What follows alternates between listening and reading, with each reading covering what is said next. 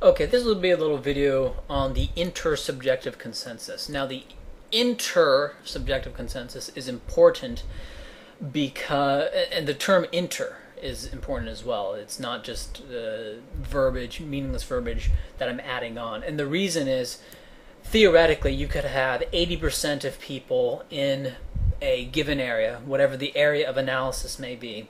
You have 80% of those people who support people being able to use marijuana. Only 20% oppose it.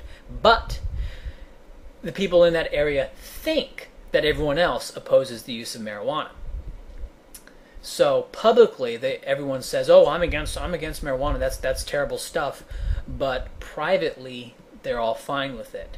Okay, and so the intersubjective consensus in that instance would be anti-marijuana usage, even though most of the people, in actuality, are fine with marijuana usage and are conscious about being fine with marijuana usage. So it's the intersubjective consensus is what we actually deal with, not the subjective consensus. There is a great deal of correlation, don't get me wrong, but at the end, finally, it is the intersubjective consensus we are concerned with. I'm often told that talking about the intersubjective, first off, this is not even something that I'm saying. I'm not saying that this is good or this is right or this is just or even that this is what I want. I'm just saying this is. That is just a description of reality. And a lot of people will say, "Oh, well, that sounds a lot like democracy," and just having the proper laws, age of consent laws, drug laws, punishment for crimes, having all those laws just determined by the intersubjective consensus. Is that not democracy? Well, there's no way to get around an intersubjective consensus. I mean, there isn't. That's a fact of reality. People will enforce what they believe to be. People will tend to enforce what they believe the law to be, what they believe they can get away with, what they want to do. Okay, I mean, there's no way to get around this stuff.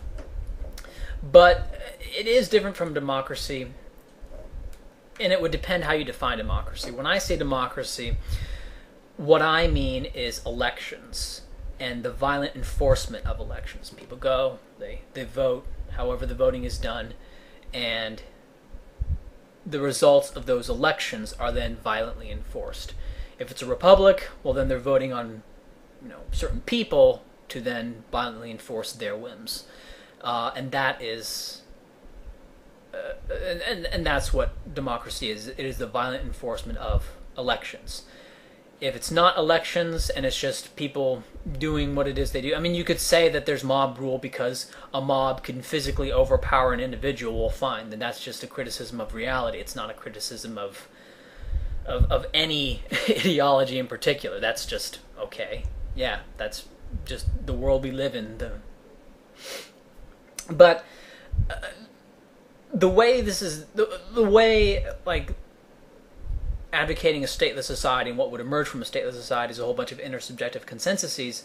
The way this is different can be fleshed out in examples. An example would be a porn shop. Let's say you have a porn shop wanting to come into a town. If you ask a bunch of people, and let's say the subjective and intersubjective consensuses correlate perfectly, just for this example. If you were to have an election, perhaps 70% of the people in this theoretical town would oppose the porn shop. Does that mean they're going to get their guns and use the force that needs to be done to break down that porn shop? No. If you have the shop owner who really cares about owning his porn shop because it's his livelihood. You have a few individuals who really like the porn shop, so it's not just. And I guess you could say, well, this is a one man, one vote problem. Well, I don't want to get into that. Another example would be the drug war.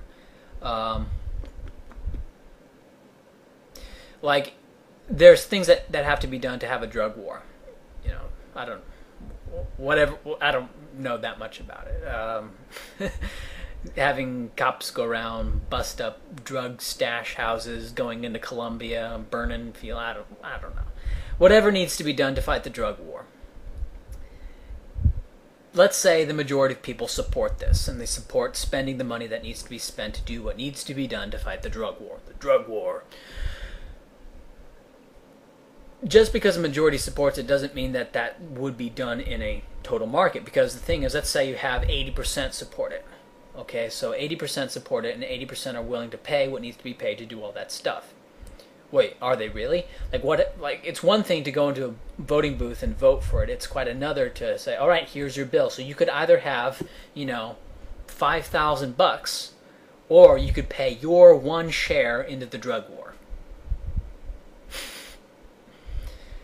So, and of course, as more and more people say, whoa, I'm not, you know, now that you actually put it right in front of me, I'm not so sure I want to be a part of this. And so you have more and more people back out of funding the drug war, and then for the remaining people it gets more and more expensive, and so you get this cascading fail of people willing to fund the drug war until it becomes just ridiculous, each person having to put in like $50,000. Then of course it just, you know, fails, and it becomes revealed that on a completely free market, the war on drugs could not be sustained.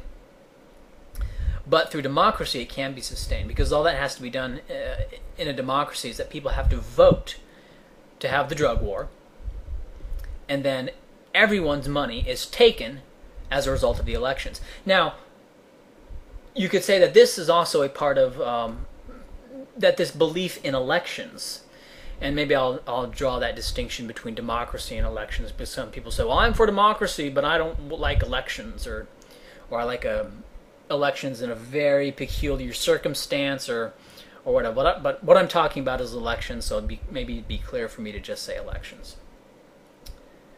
Well, I lost my train of thought. Right, when you have elections, all that has to happen is that everyone votes, and oh yeah, the elections themselves are part of an intersubjective consensus, that people believe publicly that everyone supports democracy, and so they will all go along with supporting the violent enforcement of democratically made laws, in the same way that that theoretical town I was talking about will go along with opposing the usage of marijuana. Now, in order to violently enforce an intersubjective consensus of any type, you need to have major majority support, like, and I don't know what the theoretical number is. It would be different in different circumstances. Like, you know, I think it would be smaller. I think you'd only need something like an 80% majority to support it in a small tribe. In something like a large city, you need something closer to 95% support for something. For example, opposition to murder. Opposition to murder has near universal intersubjective support, and so we can know with confidence that murder will be violently opposed in the absence of a state, in the absence of statist law. Democracy and democratic law, or whatever it is you want to call the United States federal government, has that level of support, and because it has that level of support, it is enforced. It is able to enforce itself. So you could say that the state is an outgrowth of an intersubjective consensus. Yeah, it is. So I'm not saying that an intersubjective consensus is something to be worshipped or something good, but it's the battleground we exist in. And so when I say to knock out elections from the intersubjective consensus, well, that is what I'm saying, and I hope that clears up this democracy nonsense.